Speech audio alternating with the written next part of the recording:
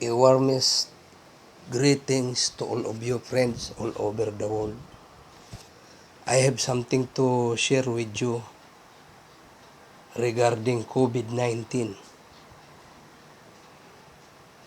It is very important, the mystery of COVID-19. I want to use a little bit English in Tagalog so that the foreigner maybe understand what I mean. Umpisa na po natin yung topic. Pero bago po tayo pumunta doon sa topic na COVID-19,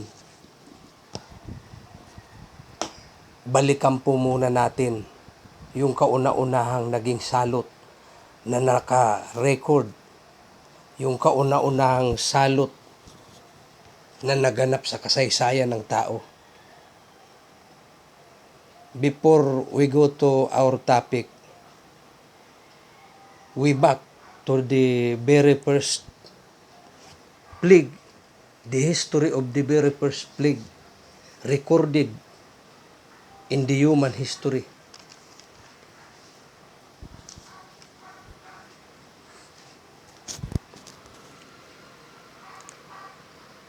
I am a scripture researcher and I am interested in human history. That's why I share with you the revelation to me regarding COVID-19. Dito po sa kasaysayan ng tao, yung pong kauna-unahan na naganap na salot ay naganap po yan doon sa unang tao pa, doon kay Eva at kay Adan.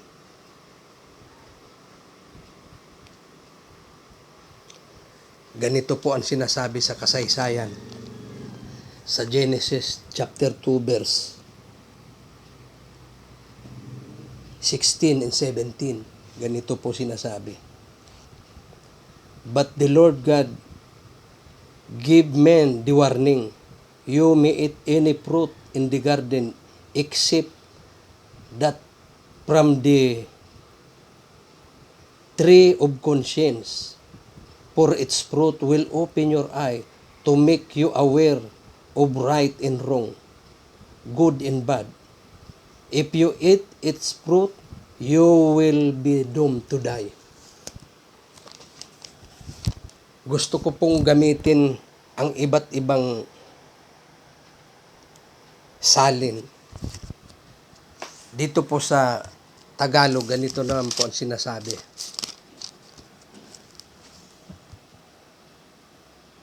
At inutos ng Panginoong Diyos sa lalaki na sinabi, lahat ng punong kahoy sa halamanan ay makakakain ka na may kalayaan. Datapwat sa kahoy ng pagkakakilala ng mabuti at masama ay huwag kang kakain, sapagkat sa araw na ikaw ay kumain niyaon ay walang pagsalang mamamatay ka. Nakita po yung salita ng Panginoon. Ang Panginoong Diyos, hindi po siya nagparusa sa tao. Dito po sa salita ng Panginoon na ito, binibigyan pong warning. Yung pong dalawa, na kapag hindi nila sinuhay, yung sinasabi na, kapag sinuhay nila ang sinasabi ng Diyos, ganito ang mangyayari sa kanila. Sila'y mamamatay. Kaya lang po sa kasamaang palad, pinapasok nila ang kasalanan sa garden ng Eden. At sila po'y natukso. Dahil sa panunukso ng masama. sila'y nagnasang kumain doon sa ipinagbabawal na bunga. Kaya po nung kumuha si Eva ng bungang kawinan at binigyan si Adan at parehas silang kumain, nabuksan po ang kanilang mga mata. Nagkaroon po sila ng malisya. Doon po pumasok yung kasalanan. Kaya po, yung pong kasalanan na gawa nila, yung po ang naging daan para mabuo yung pong salot. The sin of these people, or the united sin of these people create the plague of death.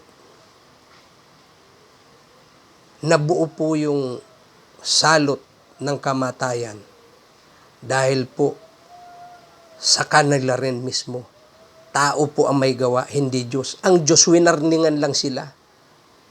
Kaya po malungkot na pangyayari dahil sa hanggang ngayon yung salot na yun, nadadanasan po natin yan. Araw-araw, mini-minuto may namamatay dahil po sa salot na yan. Sino po ang naglikha sa salot na yan? Ang naglikha yan, yung mag-asawa, si Eva at si Adan. Napakarami pa pong salot ng mga sumunod dyan. Mayroon po ritong natala na salot, 10 salot sa Ehipto. Mababasa po natin yan sa Exodus chapter 7 hanggang chapter 11. Ang kahuli-hulihang salot po roon, yung pong Passover. Sa isang bahay po may namamatay. Lahat na panganay ng pamilya ng mga Ehipsyo namamatay. Yun po yung salot na matindi dahil din sa pagsuway ni Paraon o ni Pero sa kautusan ng Diyos. Lahat ng pagsuway ay may kaakibat na kaparusahan. Ang Diyos, hindi po siya nagpaparusa. Ang tao po ang may gawa kung bakit napaparusahan yung kanyang sarili. Iyan po ang nagaganap sa atin. Ngayon, patungkol naman po sa COVID-19. Ang COVID-19, bakit nabuo ang COVID-19? Why COVID-19 created? Why COVID-19 exists? Bakit? Dito po sa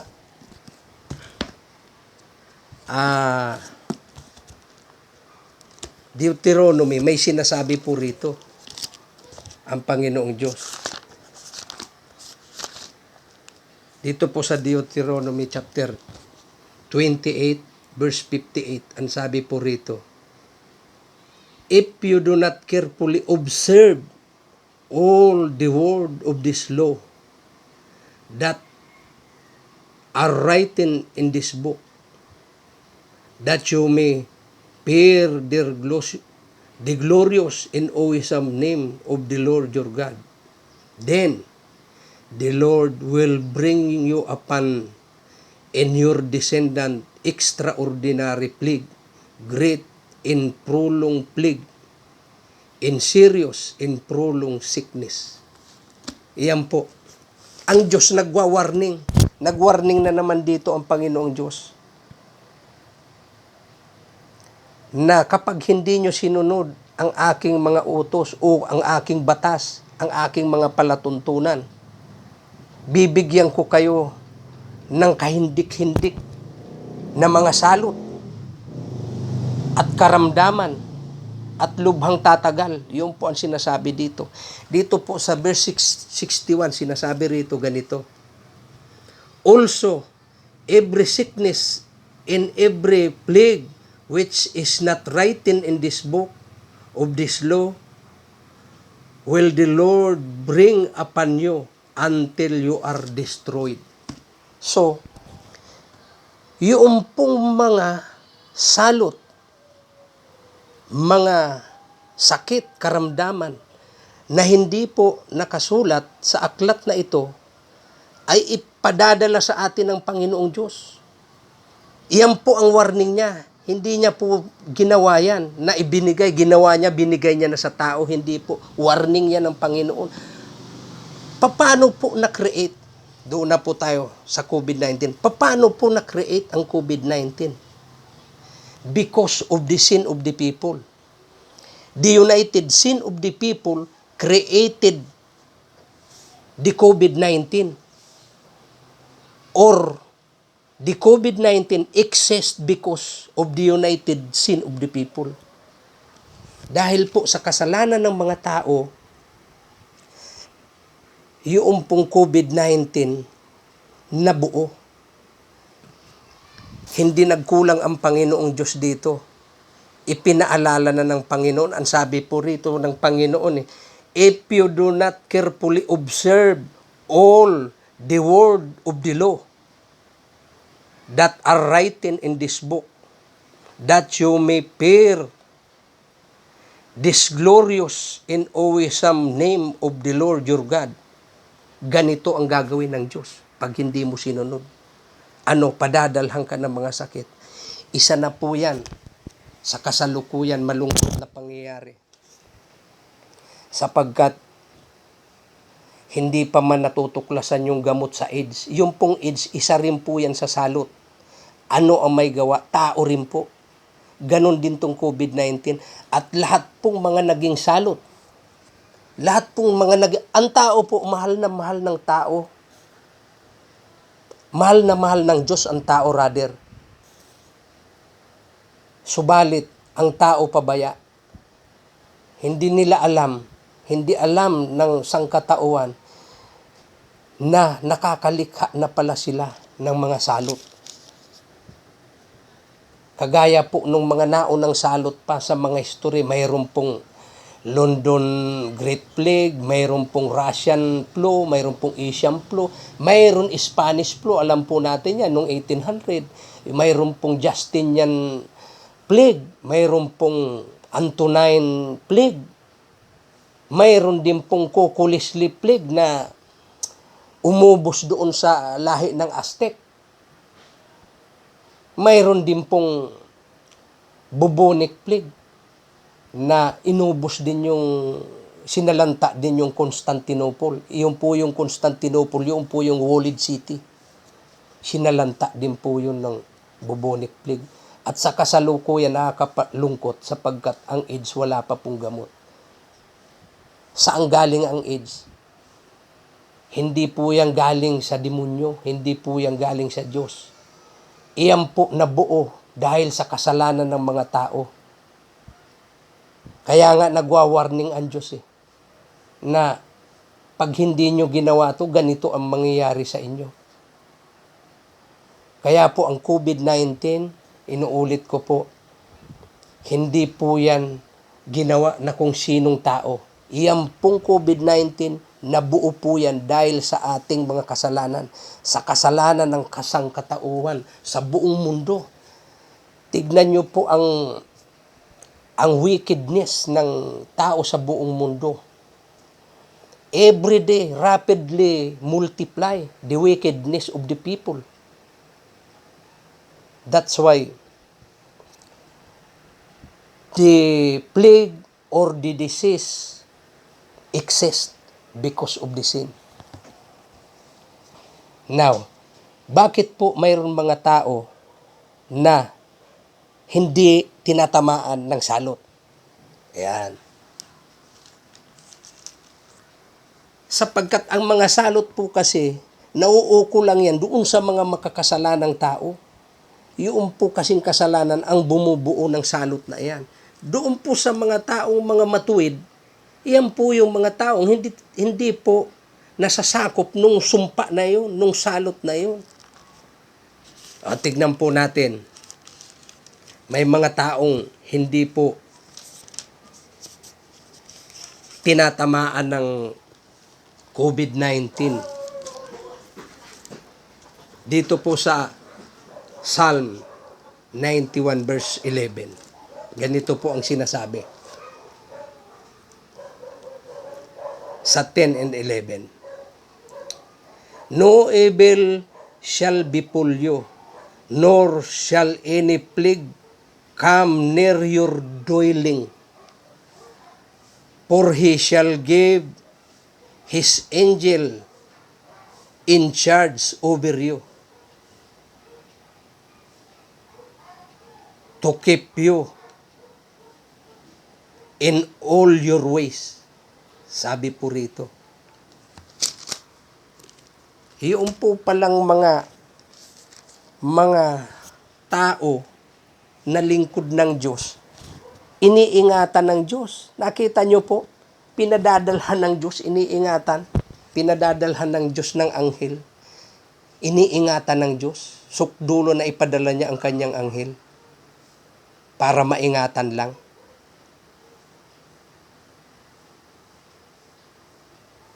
Marami pong mga tao na namamatay sa COVID-19, nakakalungkot. Kapagkat yung pong COVID-19, simple lang po ang gamot niyan, kung tutuusin. Kaya lang po, ang mga tao naman siyempre, pag ang nagsasalita walang pera, hindi po pinaniniwalaan. Pero kapag ang nagsalita yung mga head of state, mga mayayaman, mga politiko, pinaniniwalaan. Pero po yung walang pera, hindi po pinaniniwalaan. Kahit nasabihin mo pa may naimbento kang gamot. Dito po sa kasulatan, may sinasabi rin dito ang Panginoong Diyos. May gamot din dito na binabanggit. Pero ito ay maaaring hindi paniwalaan ng tao. Pero po ito'y tunay. Pero it is not applicable to all the people. It is only applicable to the people of God. Yung pong mga banal. Doon lang po applicable yan. Ngayon, para maging banal ka, para makaligtas ka sa COVID-19, tandaan nyo po yan, magbalik loob kayo sa Diyos, magsisi kayo sa kasalanan. Nakita nyo po, maraming gumagaling. Bakit? Sabi ng WHO, wala pang gamot na naiimbento. Bakit po may gumagaling? Tanungin nyo po yung mga gumaling. Di ba nagiiyakan sila sa Panginoon? Nagsisisi sila sa kasalanan? Ang Panginoon hindi liko. Kapag kayo nagsisi sa kasalanan nyo, bibigyan kayong pagkakataon according to your sincere repentance. Dito po sa Santiago o sa James, may sinasabi po rito na tungkol po sa gamot. Ito po maaaring i-apply din sa mga may sakit na COVID-19. Dito po sa James chapter 5 verse 14. Sabi po rito, is anyone among you sick? Let him call for the elder of the church, and let them pray over him, anointing him with oil and the name of the Lord. Anointing with oil in the name of the Lord. Iyan po yung sinasabi. Na yung langis nakakagaling din, but the oil mixed with prayer. Ayan, tandaan nyo po, isa na po yan Isa na po yan sa nakakapagpagaling ng karamdaman. Ngayon, ang pangalawang nagpapagaling ng karamdaman, dito po sa 1 Timothy chapter 5, 1 Timothy chapter 5 verse 23. Basahin po natin dito sa isa.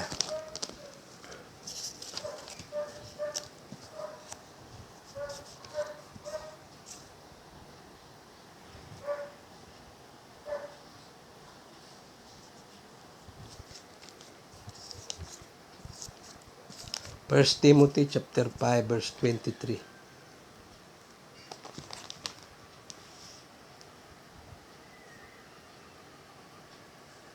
Sabi po rito,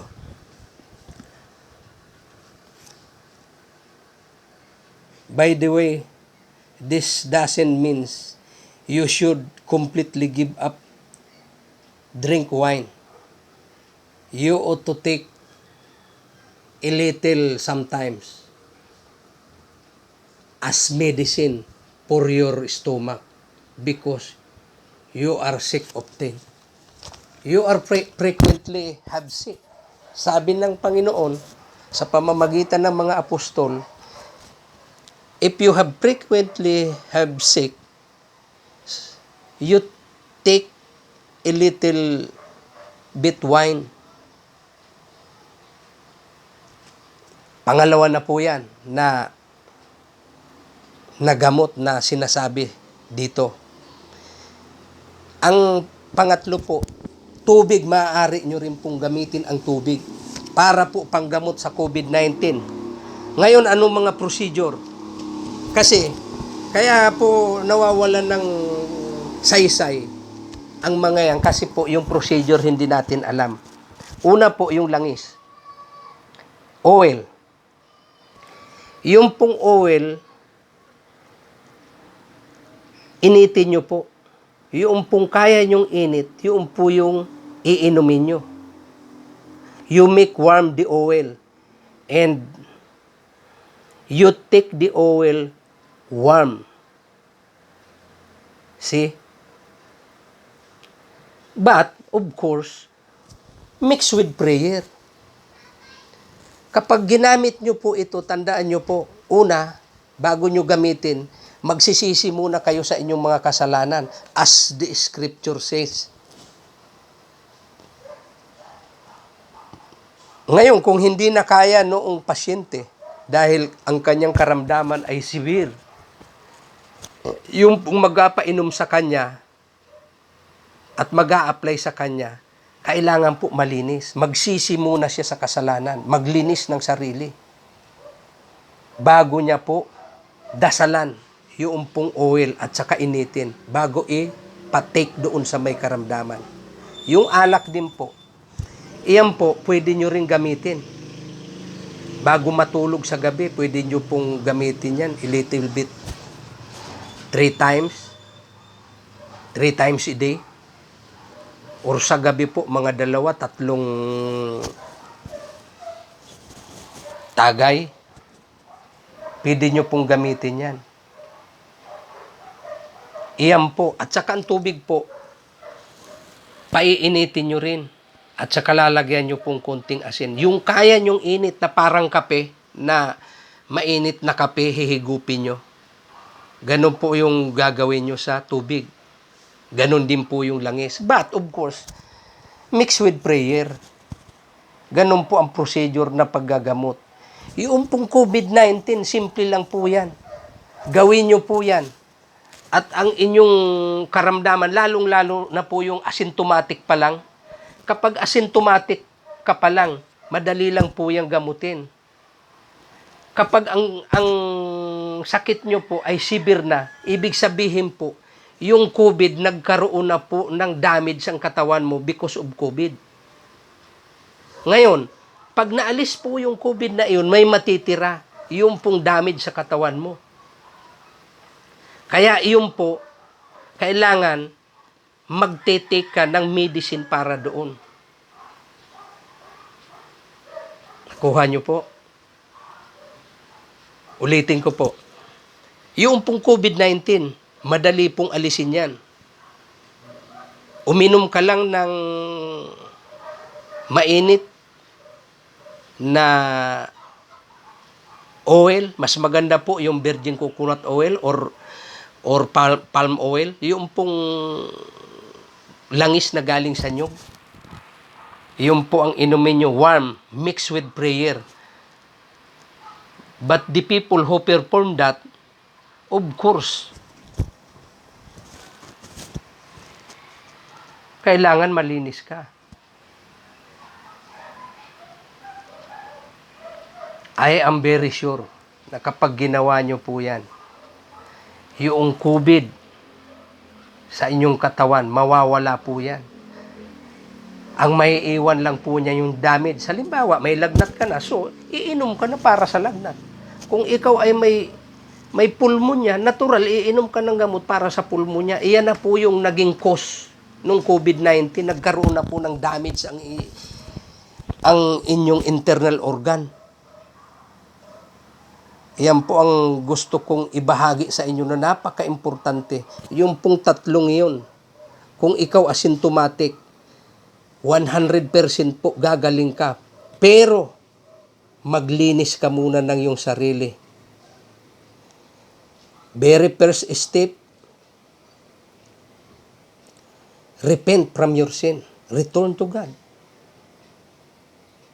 Talk Him. Confess Him. Iyan po ang procedure. Sa susunod po, mayroon pa po akong ibabahagi sa inyo. Kagaya po ng mga kalamidad.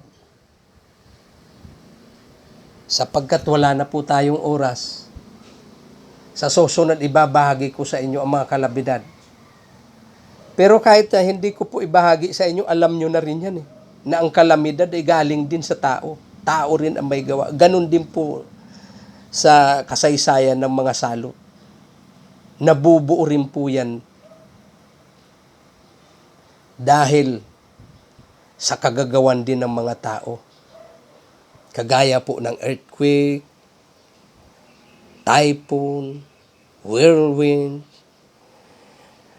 volcano eruption, etc. Ganon din po, the cause of that is sin. The united sin of the people. Iyan po ang nais ko sanang ibahagi sa inyo sa sunod. Samantala hanggang dito na po muna tayo sa oras na ito. Abangan po ninyo ang mga susunod na revelasyon tungkol sa mga salot. At paalala ko po yung may mga COVID-19. Sana po mapanood po ito. I-apply nyo po yung sinabi ko 3 klase. Maraming salamat po sa pagpanood nyo sa video ito.